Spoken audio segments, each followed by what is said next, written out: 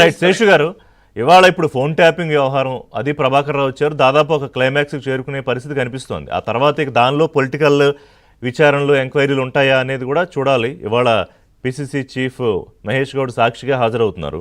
సరే, ఒక పక్కన కాళేశ్వరం విచారణ కూడా అయిపోయింది. మరి కేసీఆర్ని విచారణ చేశాక దాంట్లో నాకు తెలిసి విచారించడానికి ఏం మిగలలేదు, ఇంకా రిపోర్టు ఇవ్వడమే. సరే, ఫార్ములా ఈ కారు ఏంటి అంటే ఈ వరుసగా ఈ విచారణల పర్వం తెలంగాణ రాజకీయాల్లో ఎటువంటి మలుపులకు దారితీస్తుంది? రిషి గారు, మీరు అడిగిన దాంట్లో ఒక కీలకమైన అంశాన్ని చెప్తాను నేను. కాంగ్రెస్ ప్రభుత్వము అధికారంలోకి వచ్చిన తర్వాత ఈ 18 నెలల కాలంలో అనేక ఎంక్వైరీ కమిషన్లు, ఎంక్వైరీస్, జ్యుడిషియల్ ఎంక్వైరీలు వేసింది. మీకు కాళేశ్వరం జ్యుడిషియల్ ఎంక్వైరీ ఒకటి జరుగుతుంది. విద్యుత్ ఒప్పందాలపైన జ్యుడిషియల్ ఎంక్వైరీ జరిగింది, రిపోర్ట్ కూడా సబ్మిట్ చేసినట్టుగా మనకు తెలుసు. తర్వాత ఒకటి ఫార్ములా ఈ కార్ రేసింగ్ ఎంక్వైరీ, అటు ఈడీ ఎంక్వైరీ జరుగుతుంది, ఇటు ఏసీబీ ఎంక్వైరీ జరుగుతుంది. ఇంకొకటి ఫోన్ ట్యాపింగ్ కు సంబంధించినటువంటి ఎంక్వైరీ జరుగుతుంది. ఈ అన్ని ఎంక్వైరీలలో ఎక్కడ కూడా ఒక కీలకమైనటువంటి అరెస్టులు ఇంతవరకు జరగలేదు. ఒక ఫోన్ ట్యాపింగ్ లో మాత్రమే, అధికారుల స్థాయిలో మాత్రమే ఒక అరెస్టులు జరిగాయి. అరెస్టులు అయ్యే బెయిల్ కూడా వచ్చినట్టున్నాయి.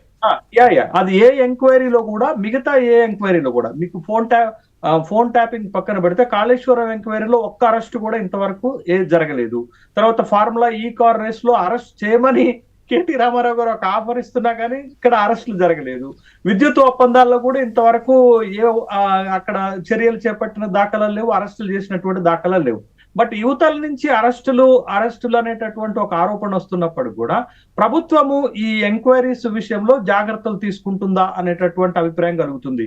అరెస్టుల కంటే కూడా దీంట్లో ఎస్టాబ్లిష్మెంట్స్ ఏమున్నాయి, దీంట్లో ఉన్నటువంటి మెరిట్స్, డిమెరిట్స్ ఏమున్నాయి, అరెస్ట్ చేస్తే ఎలా ఉంటుంది అనేటటువంటి దాని మీద ప్రభుత్వం కొంత సంయమనం పాటిస్తున్నట్లుగా మనకు కనపడుతుంది.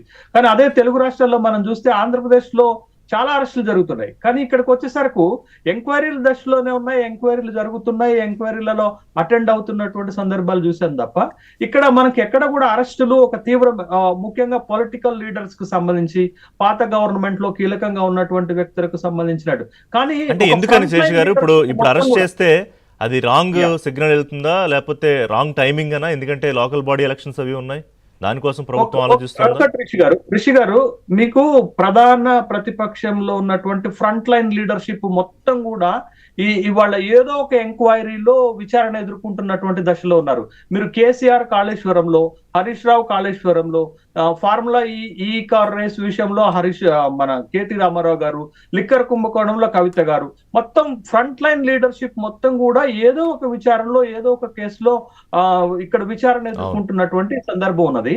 బట్ అరెస్ట్ అనేటటువంటి విషయానికి వచ్చేసరికి మీరు ఫార్ములా ఈ కార్ రేస్ విషయం తీసుకోండి.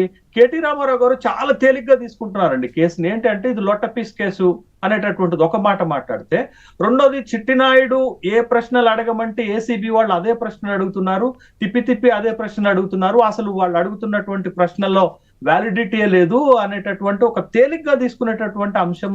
ఇంకోటి ఏముందిలే, ఆయన అడిగిన ప్రశ్నలు అడుగుతున్నారు, అందులో ఏం పసలేదు, అరెస్ట్ చేయమన్నాడా, చేసేసుకోండి అని కూడా. బట్ ఈ క్రమంలో మీరు అడిగిన ప్రశ్నకి ఏంటంటే, ఈ క్రమంలో ఇప్పుడు ఏంటది, మనం ఎలక్షన్స్ కి వెళ్ళబోతున్నాం, లోకల్ బాడీ ఎలక్షన్స్ కి వెళ్ళబోతున్నాం. దీన్ని ఒక కేస్ స్టడీగా మనం ముందు తీసుకుంటే, మీరు లోక్సభ ఎన్నికలకు ముందు కవిత అరెస్ట్ జరిగింది. కవిత అరెస్ట్ ప్రభావము బీఆర్ఎస్ పైన అసెంబ్లీ తర్వాత లోక్సభకి మధ్యలో పడిందనేటటువంటి విషయం మనం గమనించాం కదా. కాబట్టి ఇప్పుడు లోకల్ బాడీ ఎలక్షన్స్ జరుగుతున్నటువంటి క్రమంలో అందుకే అంత గట్టిగా అరెస్ట్ చేయమంటున్నారు కేటీ రామారావు గారు.